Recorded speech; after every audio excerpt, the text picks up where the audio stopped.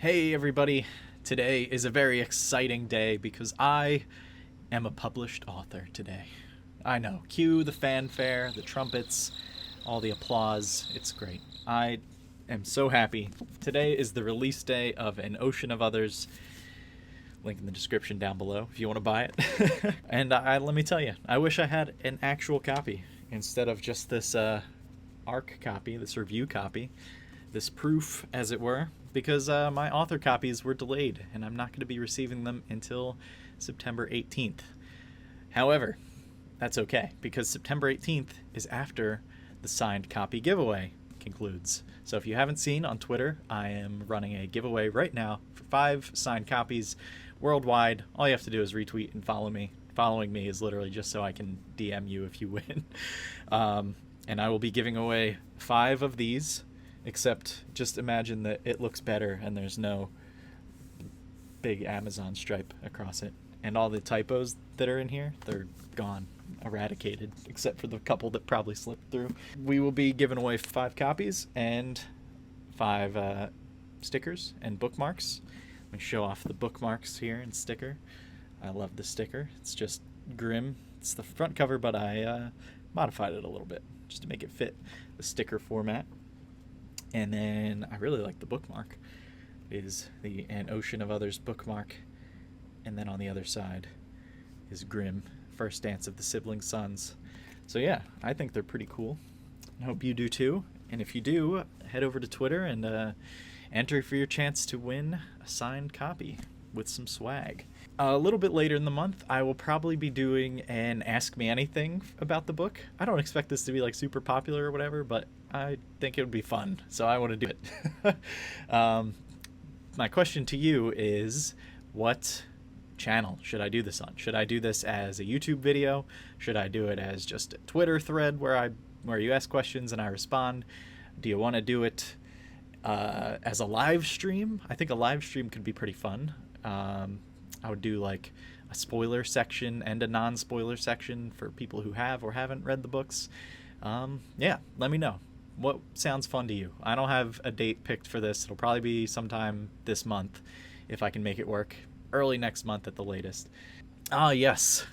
So, if you are one of the 12 lovely people who have read the book and left a review on Goodreads ahead of the release date, which is today, then you are on the ARC team. There are 12 of you.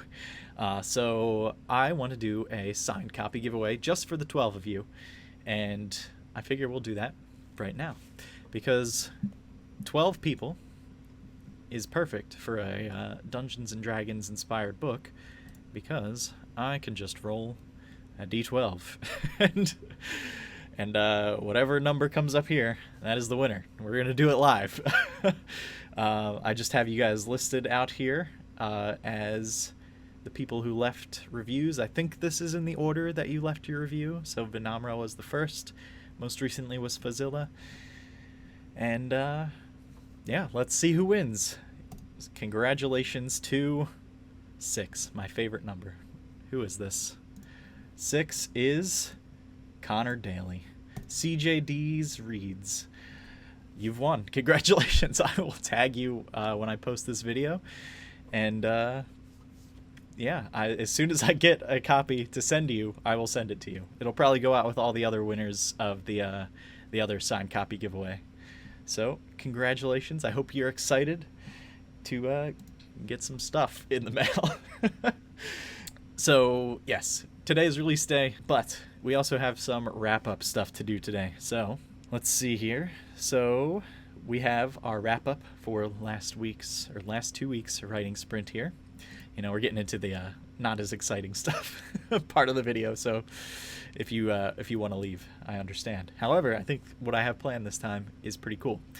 So chapter 8 is out now. You can go read it on my website, joshse.com/grave-8 for the chapter 8. It is complete. And we can put it in done here. Chapter 24 still did not get written. My goodness, guys, let me tell you. Coming up to a book release, there's so much marketing stuff you have to do.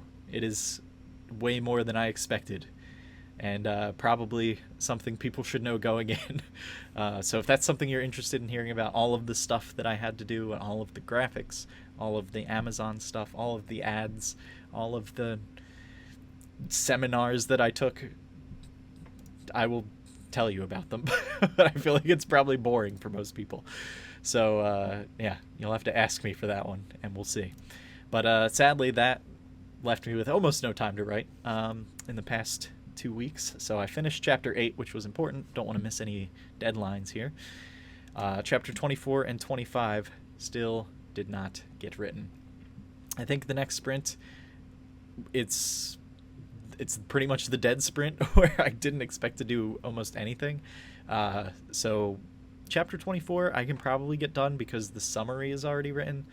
Chapter 25 I would not expect it to get done, so I'm going to move it back into to do. And if I do happen to have time, I'll move it into the main focus, and it'll be like a little extra, I guess. But yeah, chapter 8, let's take a gander over here. Every chapter now has a Midjourney feature art, and all of them are inspired by the chapter. I showed these off in the last video. Here's the latest one.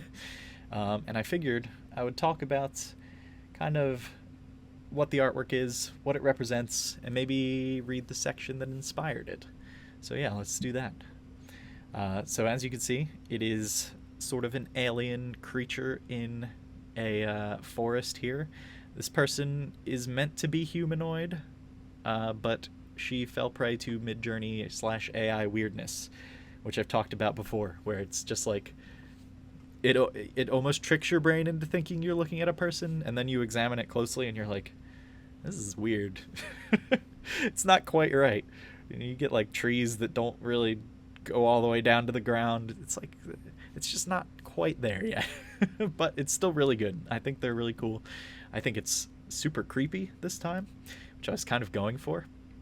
So this scene that is depicted here is kind of after a time jump. So I wanted to just get right back into an action. I don't know if it's like a full action scene. A little bit of action at the beginning of the scene, we'll call it. And yeah, let's read that while this lovely artwork scrolls across the screen. An alien claw lashed out at Ada, but she was ready for it. Ducking and sidestepping, narrowly avoiding a fatal blow to the head, she slashed with her knife at the side of its scaly gray-green abdomen. The reptilian monster shifted, and her knuckles cracked as they smashed into its armored hide. Though the knife left a red gash in the flesh, Ada wasn't sure who was hurt more in the exchange. Cursing, she shook the pain in her hand away and readjusted the grip on her weapon.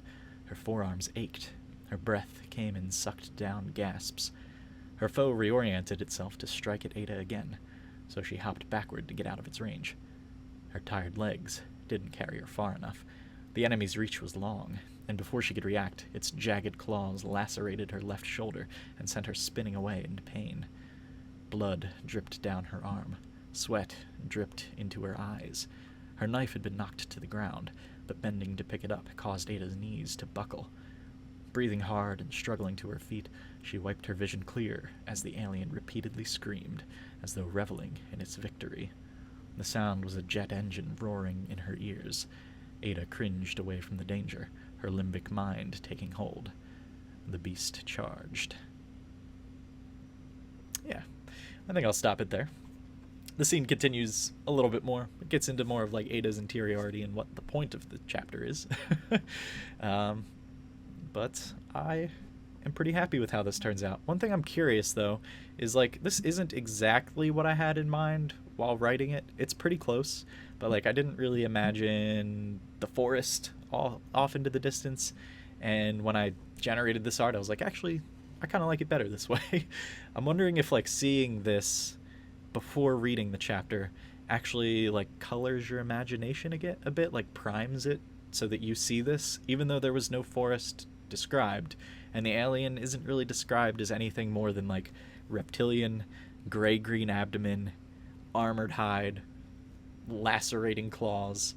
Like, that's pretty vague because the alien itself isn't super important in this scene. So yeah, I'm wondering if, like, now that this picture of it is here, this is what everybody's gonna see the alien as I'm describing it, because this is not what it looked like in my head. uh, but I liked it. So yeah, I don't know. Let me know. Have you read the chapter yet? I'd be very curious to hear your thoughts. If this is what you pictured, or if you pictured something different.